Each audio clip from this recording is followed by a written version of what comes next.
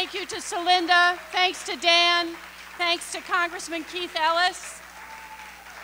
I'm now going to welcome Deepak Bhagarva back up to the stage. And as I do, I just want to reflect on my organization's gratitude to the organization's Center for Community Change, Center for Popular Democracy, Jobs with Justice, the Leadership Conference on Civil Rights, and the Working Families Organization that pulled this agenda together through hard work and collaborating. We're deeply grateful for this big, broad, bold frame, and we are happy to be a piece of helping make this happen. So with that, let me welcome back the Executive Director of the Center for Community Change, Deepak Bhagarva.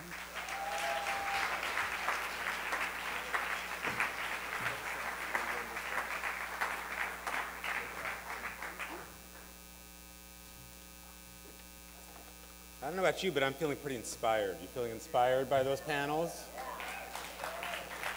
How about fired up? Is anybody feeling fired up? Fired up? Fired up? Fired up?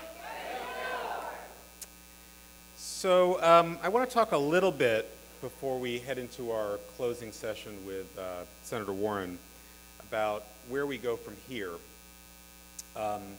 One of the things that came out of both of these panels that I found so powerful was this idea about the courage to imagine a different path forward, a different agenda, something that would be beyond what we currently imagine as solutions. And I was very influenced 30 years ago by reading an essay by the economist John Maynard Keynes called Economic Future for Our Grandchildren.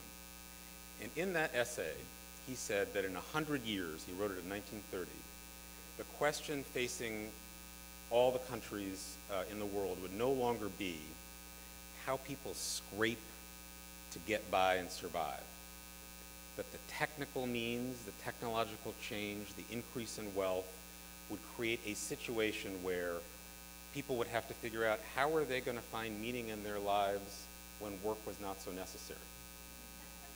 Now, you might have noticed we're not exactly there, are we? But we could be. We could be.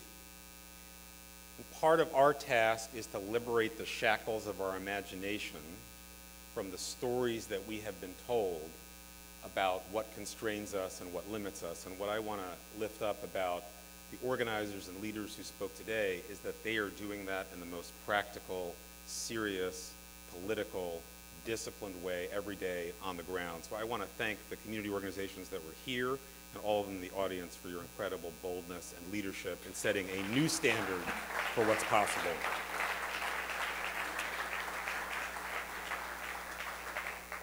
So where do we go from here?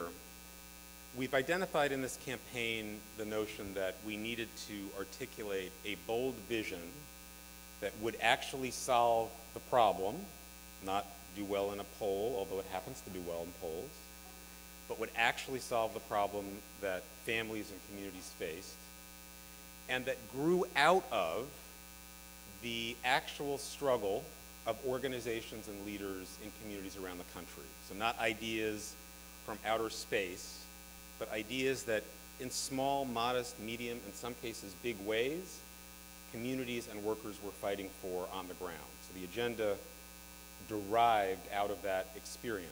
So that was ingredient one. Ingredient two was a notion that we needed to have signature campaigns across this country that began to bring that vision to life. So whether that's ballot initiatives to increase the minimum wage dramatically, whether that's ballot initiatives and campaigns to connect a new clean energy economy to jobs for the most disadvantaged communities, whether that's the effort to reinvest in communities of color to create jobs and access and opportunity, to address the crisis of deep poverty that too many Americans live in, whether that's campaigns to organize workers and demand a change of standards in the care sector. So the second element is visionary campaigns that aren't just pursuing the next and what's possible, but are helping to raise the sights as a way of beginning to force bigger solutions into the national dialogue. We know we need to do more than that. And what I want to do in setting the stage for where we're going is to invite the people in this room, the organizers, the thinkers, the academics, the leaders, the politicians, to conspire with us. And conspire isn't sinister. Conspire means to think with us, to help us figure out what are the steps we can take over these next few years to dramatically raise the sights of this country about what's possible. So my invitation on behalf of all the sponsoring organizations that are here is to invite you to join with us in this effort to put families first and ensure good jobs for all. So it's now my pleasure to ask to join us on the stage my friend and an amazing leader in the social justice movement in the country. Wade Henderson is president and CEO of the Leadership Conference for Civil and Human Rights. He has been a leader on everything of consequence that we fight for in this country: voting rights, immigrant rights, economic equality, a just and more inclusive society. So please welcome to the stage Wade Henderson.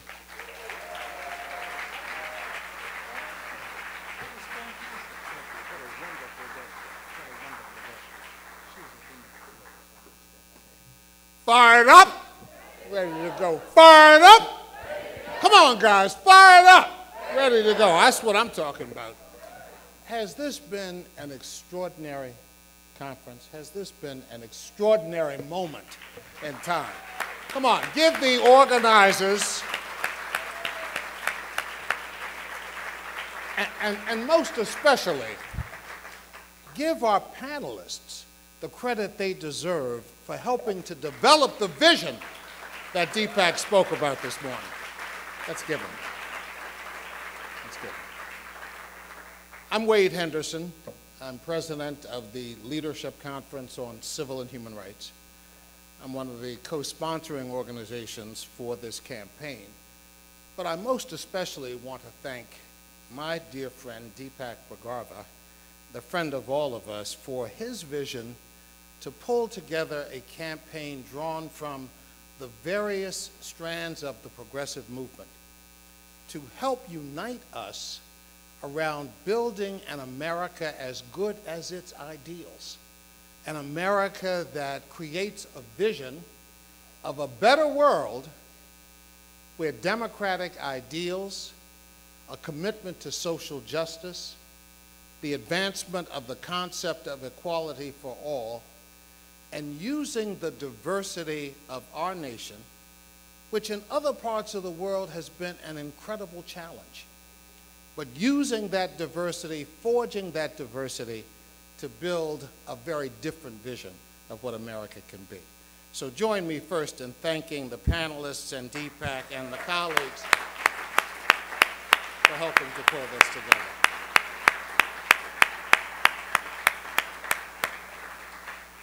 Now, Senator Warren is on her way. She will be here in just a few minutes. I will then introduce her when she arrives.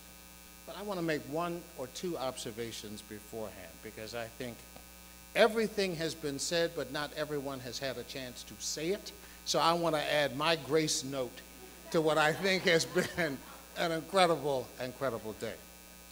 Look, I think that it was Celinda Lake who mentioned the issue of campaign finance reform. And that is a topic that has, for too long, been separate and apart, siloed within a group of progressive organizations and interests, but not a shared concern in the most practical way among those of us who do the work that you all do every day. The failure to appreciate the impact of Citizens United on our economy, the failure to appreciate the fact that we now have essentially a moneyed primary and moneyed elections is something, guys, that we can't ignore. She's here. But having said that, so I just want to mention one other thing. Guys, we're about to celebrate, dare I say it, not celebrate, we are about to acknowledge the 2nd anniversary of the Supreme Court's devastating decision on the Voting Rights Act called Shelby County versus Holder. It's coming up next month, at the end of next month. And as we think about these job-related initiatives, as Congressman Ellison said, if we are not organizing to produce concrete turnout at the polls, our ability to implement this vision is going to be constricted by our own inability to deliver the power that we have at our disposal. But we have to organize that. We have to make it happen. We're going to count on you to join this effort and unite these movements so that when you hear conversations about voting rights and what it means, don't think of it as an isolated issue of concern only to the civil rights community. This issue affects us all and has to be a shared concern, and I know that you will bring that to the table along with this emphasis on jobs as well. So thank you for that. And now, I have the pleasure of introducing the afternoon's closing speaker for what has been, we all agree, an incredibly productive, spirited morning. I can't think of, quite frankly, a better closer for the event than our esteemed leader and colleague, Senator Elizabeth Warren of the great state of Massachusetts. Please come and join us.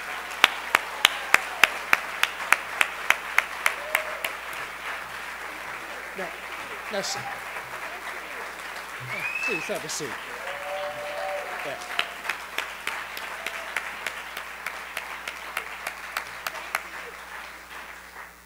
Now, the truth is, I have a few more things to say about her, and I'm going to try to condense them, but I have to. Look, she is widely recognized, of course, as you know, as one of the nation's foremost experts on bankruptcy and lending and the financial pressures that these issues put on middle-class families.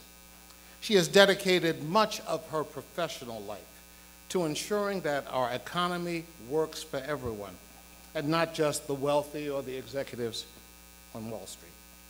Now, I've had the pleasure of knowing Senator Warren for many years, having first met her nearly 20 years ago when I was the director of the NAACP's Washington Bureau. Back then, we were working together to push Congress to enact a bill that would reform bankruptcy laws to actually work better for everyday working families. Now, that's when I got to see her up close for the creative, conscientious, tenacious advocate for working families that the nation would eventually come to recognize. Now, as a point of personal privilege, I feel it's also important to point out that Senator Warren graduated from the Rutgers University Law School, the People's Electric Law School, as we called it, which just happened to be my alma mater as well. So it is no surprise that she has gone on to do incredible things. Now, from my perspective, Senator Warren's greatness lies in her ability to eloquently use her personal experience of growing up in a working-class family as an example of the indomitable spirit of the American people, and as a perfect illustration of how far we've gotten from public policy that supports and empowers middle-class and low-income families. She's also the best evidence we have that you can succeed as a passionate, vocal supporter of big, bold, progressive ideas, despite a climate of hyperpartisanship, obstruction, and gridlock that suggests one can only operate in small-bore, incremental ways. Now, this fierce commitment to visionary thinking is what Putting Families First, that campaign, hopes to bring to a conversation about how the United States can create jobs that pay a living wage for all Americans, especially for those who haven't yet benefited from the recent economic recovery, including men and women of color, low-income people, seniors, and people with disabilities. Now, at its core, the civil and human rights movement has been one about economic justice. Dr. King understood that when he said in 1958, and I quote, that the inseparable twin of racial injustice was economic injustice. A. Philip Randolph, one of the founders of the Leadership Conference, head of the Brotherhood of Sleeping Car Porters, first African-American labor union, understood this when he declared that the 2 tickets to a better life are a voter registration card and a union card. And that lesson still holds true today. Now, it does. It does. But sadly, developing a jobs initiative for men of color in particular is more challenging than ever. The New York Times recently reported that across the country, more than 1 million black men are missing, a gap that is largely driven by mass incarceration and early deaths. Now, this gap is a measure of the disparities that continue to plague the nation and has far-reaching consequences for family stability. It may come as no surprise that the gap in Baltimore is among the largest in the country. This gap is one of the many intersecting destructive factors, including a disinvestment in education and job opportunities, dismal police and community relations, and the pure and simple stigma of blackness that pose enormous challenges not just for the people of Baltimore, but for our nation as a whole. The Putting Families First campaign launches today with the potential to carry on the great legacy of a movement to build an economy that, as Senator Warren will undoubtedly say in a moment, works for everyone with no exceptions. Now, to compete in the 21st century, we must be a nation that expands opportunity for all, promotes decent work, supports working families, ensures economic security, and helps people build wealth to weather hard times and lay the foundation for the advancement of future generations. Ladies and gentlemen, I can't think of anybody who is better suited to discuss these issues and the intersection of these policies than our closing speaker this afternoon. Please join me in welcoming Senator Elizabeth Warren to the podium.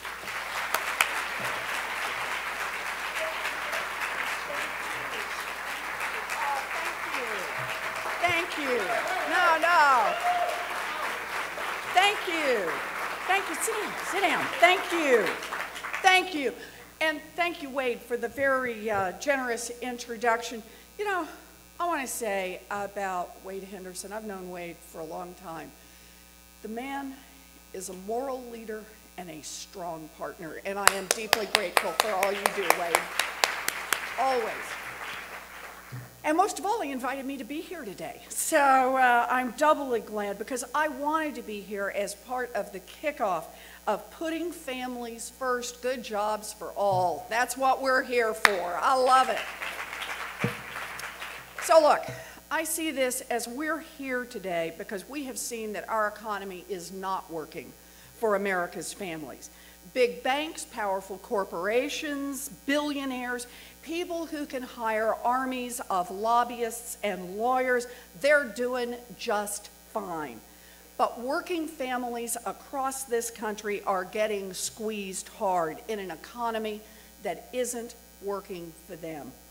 So we're here to talk about what we need to do to change that, to build an economy that works for all families so that everyone has a fighting chance to succeed.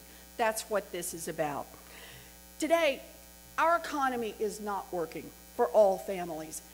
But you know, there was a time when we were trying to move it in the direction of working for our families. And I just want you to think about that for a minute. Coming out of the Great Depression, America started making investments in the future. We invested in opportunity. We weren't perfect, we didn't get it all right, but we were moving that way. We invested in education. A grateful nation said to returning GIs from World War II, we're going to help you get an education. NDEA loans, money put into state schools. We said we didn't know exactly what our kids would do, but if they had a good education, we knew they would have more opportunities, so we made those investments. We invested in infrastructure, in roads and bridges and power grids. We invested in those things because we didn't know who was going to start the next business, but we were pretty sure they were going to need electricity. We were pretty sure they were going to need roads and bridges to be able to get their goods to market. So all of us together helped make those investments, sort of like all of us helped plow the fields, so that some could come along, plant the seeds, and grow some terrific businesses and grow jobs for all of us. That was our basic plan. And the third thing we did, this is what made us such an extraordinary people, we invested in research. We invested in ideas. We made the investments in medical research and scientific research and engineering research. Why? Because we believed that if we built a giant pipeline of ideas, that our kids would be able to build a future that we could only dream of. So we made those investments. We did it for about half a century as we came out of the Great Depression. Here's the amazing thing. It worked. I mean, it really worked. As our families got richer, our country got richer. As our country got richer, our families got richer. As I said, I don't kid myself. Not everybody was welcome everywhere, but we were trying to bend it in the right direction. And here's the key for me, to look at just one number about what happened. From 1935 to 1980, about 70% of all the income growth in America went to the 90%. Not the top 10%, the 90%. They were able to scoop up about 70% of all the growth. Yeah, that means the top 10% got a little more than their share, but the point is growth was shared. Increases in income. We were beginning to move this thing in the right direction, and then it changed. We hit 1980, and a new wave sweeps the land, the idea of trickle-down economics. And trickle-down economics had two key parts to it. One was fire the cops, not the cops on Main Street, the cops over on Wall Street. Turn those big banks loose to do whatever they want. The second thing was cut taxes for those at the top. Cut them in good times, cut them in bad times. The answer to every question was cut taxes for those at the top. And when you cut taxes for those at the top, what does that mean? It means cut the investments, you guessed it, in education, in infrastructure, in basic research. And that's what's happened to our country. Today, a young person going to a public university, adjusted for inflation, will pay about 300% of what her mom or dad would have paid just a generation ago. On infrastructure, American Society for Civil Engineers says over the last 30 years, we have so underinvested in our mass transit, in our roads, in our bridges, in our power grids, that we're now $3.4 trillion behind in spending. Literally, our infrastructure is crumbling beneath our feet. And research, well, a lot of ways to look at this, but as a proportion of GDP, we have cut nearly in half what we spend on basic research versus a little over a generation ago. What else was in the big plan in trickle-down? Well, it was also war on the unions. Get rid of unionized jobs, press down on the ability of workers to unionize, make it tougher, harder at every turn for working people to come together and build a strong economic future. And what was the consequence now of 35 years of trickle-down economics? Well, you remember we talked about the 90%? The 90% who got 70% of all income growth from 1935 to 1980? That 90% from 1980 to 2012, what percent of income growth did they get? Zero. None. Nothing. 100% of income growth has gone to the top 10% in America. That's been the consequence of Republican-led trickle-down economics. Now, everyone in Washington says the government is broke. There's no money to invest in education. There's no money to invest in infrastructure. We can't even pass a highway bill around here. We got to cut back on NIH. We've got to cut back, cut back, cut back. How can we be broke? because I want to point out there's sure plenty of money, billions of dollars, for subsidies for big oil companies. There's plenty of money for special breaks for owners of thoroughbred race horses. There are buckets of money to do great deals for owners of NASCAR racetracks. So why is there no money for the things that make our country work?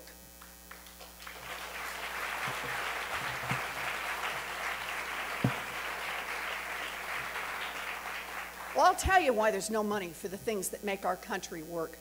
The reason is because the game is rigged.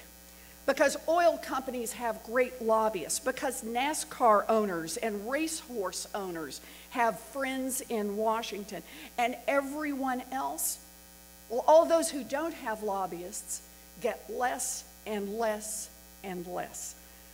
The consequence of this is that instead of having an economy that works well for everyone, America has built an economy that works well for 10% of the people. The economic situation is even worse in communities of color. According to data from the Pew Research Center, the wealth gap now between African Americans and white Americans is exploding. In 2013, median wealth for white households was $142,000. Median wealth for African American households, $11,000. Think about that. White households, the median, these are middles, this isn't the richest folks. This is what's happened. A big part of this problem is the number-one way that middle-class families accumulate wealth, and that's through their housing. Housing, homes, they're our retirement plan. Pay off your house and live on your Social Security. It's our insurance plan. Take out a loan against the house to deal with an emergency or to help send a kid to college. It's how we give our children and our grandchildren an economic boost. They inherit the house that grandma had. But after decades of ripping off African Americans, first through redlining, then through land contracts, African Americans were targeted for the worst of the subprime mortgages and then hit harder again during the foreclosures. Wealth has been systematically stripped out of the African American community. It is no wonder that median wealth for African American families is down 50% since 2007. After the financial collapse, communities of color across America were devastated. Millions lost their jobs, millions lost their homes. So it is not surprising that the hardest hit are having a hard time coming back from this crisis. But it is powerfully important that we talk about the kinds of changes needed to give these communities a real chance to build an economic future.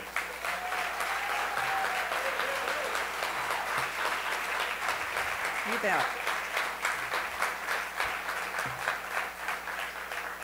We don't need an economy that is rigged for the wealthiest. We need to make the big changes that will build an economy that works for all working families. We need to make the choices that put working people first, choices that aim toward a better future for our children, choices that reflect our deepest values as Americans. And one way to make change is to talk honestly and directly about work, about how we value what people do every day. We need to be willing to get out there and say out loud what we believe. We believe no one should work full-time and still live in poverty, and that means raising the minimum wage. You bet.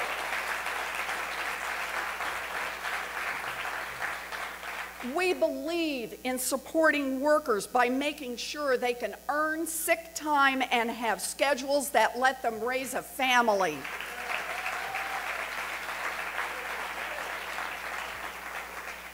We believe in the right of workers to come together, to bargain together, to form strong unions, and to rebuild America's middle class.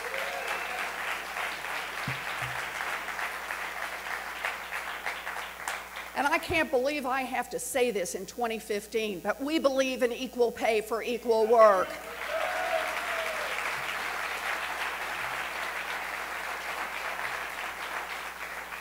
And whenever we talk about work, we also have to remind ourselves that after a lifetime of work, people are entitled to retire with dignity, and that means protecting Social Security, Medicare, and pensions.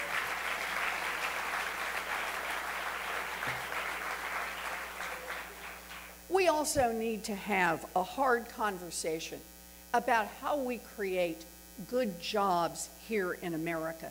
We need to talk about how we build a future.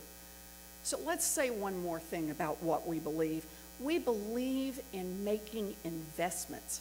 Investments in roads and bridges and clean energy. Investments in education. Investments in research. Investments that create good jobs in the short run and help build new opportunities in the long run. That's what we do as a government.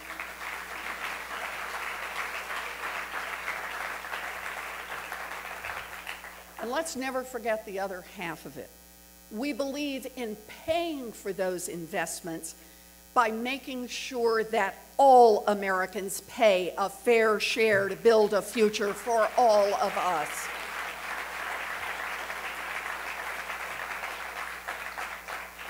Now, changes like this aren't easy, but they are possible. We know they are possible because we have seen David beat Goliath before.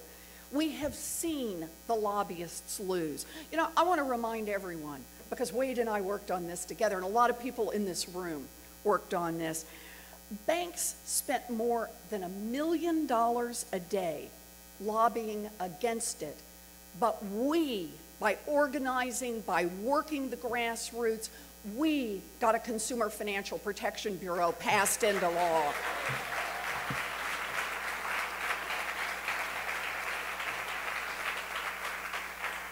The way I see it, you only get what you fight for. That's how I see all of this. You know, this is personal for me. When I was 12, all three of my big brothers were off in the military. My mother was 50 years old, stay-at-home mom. My daddy sold carpeting.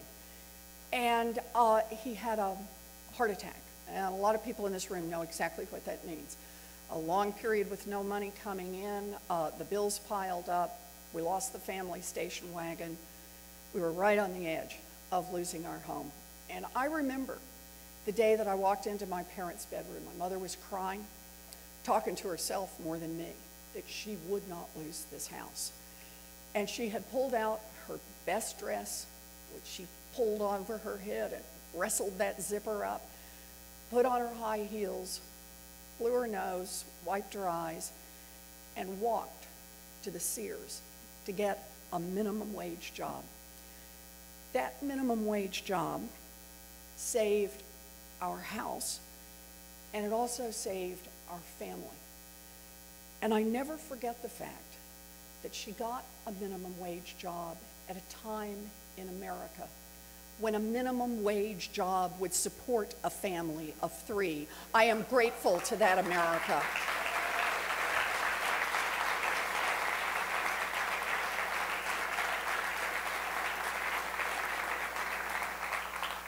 And I want to say one more part about this. We made it because of that minimum wage job. Daddy got back to work, eventually ended up, worked as a maintenance man. We made it on through. There was no money for college for me. I got a chance to graduate from college because I went to a commuter college that cost $50 a semester. That's how the daughter of a janitor can end up as a United States Senator. America is a great country.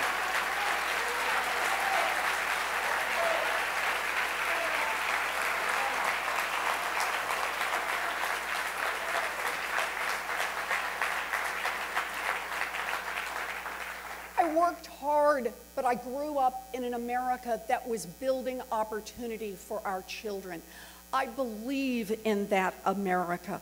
I believe in an America that ensures that all hardworking men and women can earn good wages. An America that once again grows a strong, vibrant middle class that creates opportunities for everyone to have a chance to build some real economic security.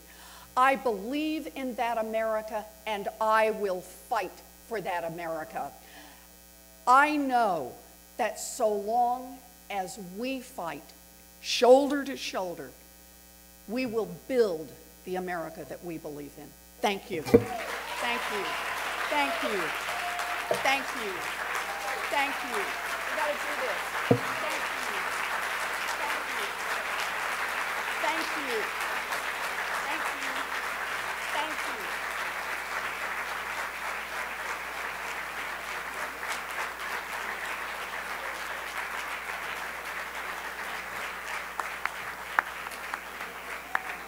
Thanks, everybody, for your leadership and your hard work. That concludes the program today. Thank you.